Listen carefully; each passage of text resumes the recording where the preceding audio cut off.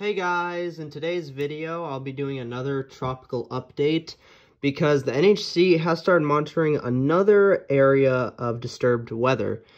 And this one actually has a much better chance of potentially developing into potentially a named tropical system. And as of the newest advisory at 2 p.m., which was just a short while ago, they upped the chances from really generally a 20% chance over the next 2 to 5 days of forming into a tropical system to a 40 to 50% chance of forming within the next 2 to 5 days to become a tropical system. And so now it says, let me zoom this in so you guys can see it a little better.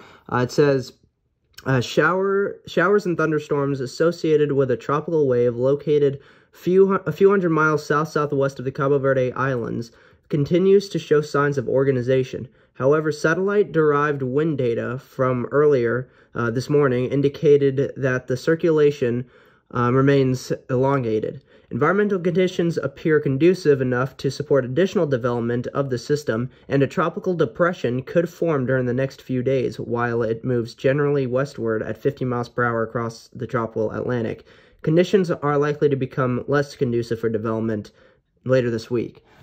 Now, of course, that last part of potentially become less conducive for development later this week, that could change just because of the fact that the models now, the GFS and CMC actually, both of them, are agreeing at this point in time that the system could actually develop into maybe just a weak tropical storm. But it then could actually go north of the Caribbean, because within the Caribbean, that's where all the hostile conditions are, really. So if it's able to go north of the Caribbean, it could just miss that hostile environment and continue to move westward and try to strengthen more. So that'll be something definitely to watch, and I'll show you what I mean by that in a few minutes. Here's that area, the 5-day graphical organization area. This is the area it has to develop. It's a large area, so it definitely has time to really try and get its act together more, and then try to become at least a tropical depression, if not maybe even a named tropical storm. Now let's go to tropical tidbits, and I'll show you the satellite imagery. And actually, it is now tagged as Invest 95L. So that's kind of, as you'd see, as like the first stages of what the NHC might be looking into for this for a system to potentially become a named tropical system or some kind of tropical system. Let's let this load a little bit. There we go. You can see it has a lot of spin with it. And that's actually generally what it's always had already throughout today and going through last night. Even now, by now you can see that it actually has a lot more convection going on around the system. Now, the only thing that it's missing is having a very defined low-level center to really make it officially like at least a tropical depression. But if this continues, we could really see it continue to, and if this continues to try to blow up with convection and continue to have good spin to it, we could see it become a tropical depression as soon as Tuesday or as late as Wednesday. So honestly, I think Tuesday and Wednesday is generally around the earliest time frame where we could see the system start to acquire actual tropical characteristics and become at least a tropical depression, if not tropical storm. This is definitely a good sign that it is showing signs of definite organization. We'll just have to see how much that can continue, how much it will continue to do so. So now I'll show you what I was talking about with the GFS and CMC agreeing on the fact that it could become at least a weak tropical storm, maybe, or maybe just a tropical depression. But so here's the GFS, is the newest run, the 12Z run. And there's a system right there. And let me zoom this in actually a little bit more so you guys can see it a little better. As I move this forward in time, you can see it generally tries to kind of strengthen, gets down to around 1,001 millibars, and then it does, as of right now, the GFS does show it kind of weakening and losing steam, but it does show the remnant moisture of what could be our next named tropical system. Going north of the Caribbean and going to the north of Puerto Rico and Hispaniola, getting closer to the U.S. So that's going to definitely be something we have to watch. and that could change to where it continues to get its act together, keep its act together, and continue to strengthen more. Now let's look at the CMC model, and the CMC model shows it a little less organized, but it does still show there's the low-level center of it. It has it getting down to around 1008, 2007, 2006, I think. And then it, man, this thing is... And then it has it going actually a good bit further north than what this GFS is showing. Why is this not loading? Hold on. Okay, there we go. It shows it going farther north and then out to sea. But it does show it having a much close, has it as a much closed low for a good bit longer than potentially from what the GFS is showing currently. So that is something we're definitely going to have to watch. The European model, the ECMWF, I can show you kind of what it's showing. You can see especially like here and here. I think this is that system, the Invest 95L though, and it does show decent vorticity with that, but then it shows it really dying off. But even the European model does kind of show the system maybe strengthening a little bit. So that's very interesting. We'll have to see how much this will continue and see how accurate this will be, if this will really become a named tropical system or at least a tropical depression. Now, if we look at the 2020 Atlantic hurricane season on its Wikipedia page, you can see we have had already 9 total named storms, 10 total depressions, 2 hurricanes already. We have already had a total of 45 fatalities.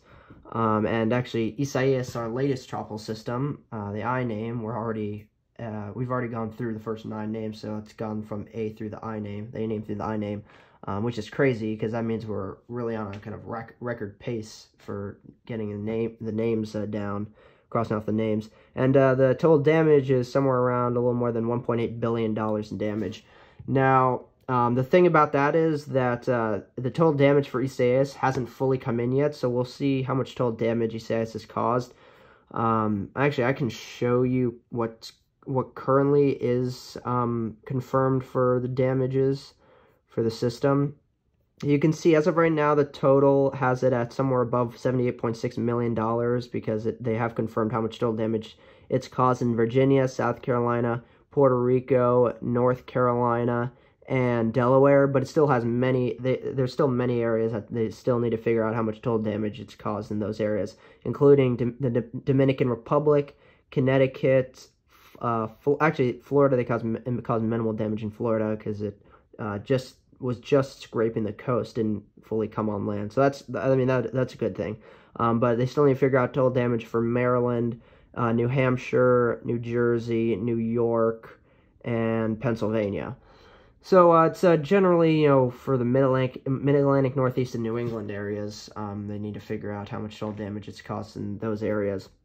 And I think the total damage will end up being actually somewhere around $1 to $3 or $4 billion, maybe.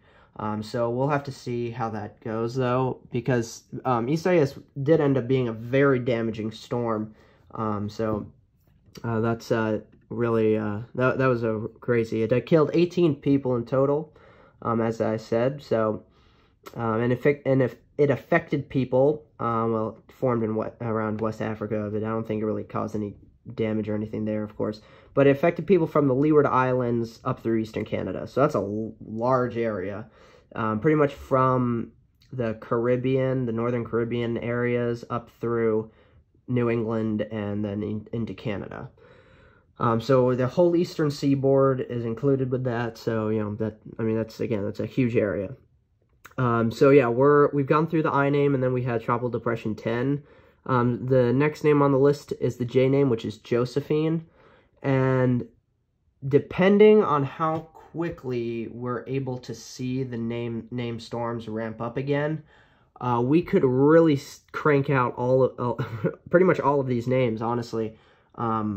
as of right now, I think we could crank through the J name through the W name between now and the end of September, beginning of October. So we'll see if that's able to happen. Of course, that is definitely a possibility with the most recent forecast from what NOAA has put out just recently over the past a few days ago, and what the CSU and TSR put out, calling for up to even like 24, 25 named storms even. So that would definitely get us into the Greek alphabet. So, we're going to have to really just keep our eyes on that. I'm calling for 23 named storms, 11 hurricanes, and 7 major hurricanes. And I'm really glad that I'm calling for those numbers, especially for the total named storms that I'm forecasting, because there has been some talk of if the atmosphere doesn't get primed early enough that we won't see like 24 plus named storms. So I think for me, calling for 23 named storms total now is honestly really good. We'll get up to beta, so we get into the Greek alphabet, but not too far in, but still really just become the potentially second most active hurricane season on record, right behind 2005.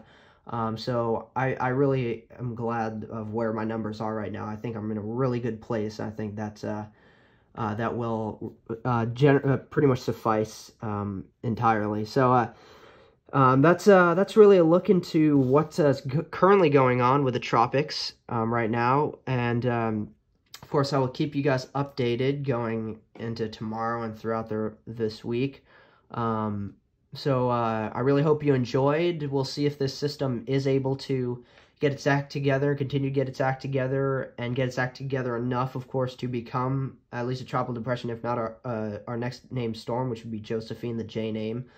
And if it is named Josephine, if that does end up happening, potentially, that would become the 10th earliest named storm on record. So that would be pretty cool as well to continue that streak, honestly. But again, hopefully you enjoyed. I really hope you enjoyed. Please like, comment, and subscribe, and I'll see you guys in the next video. Bye.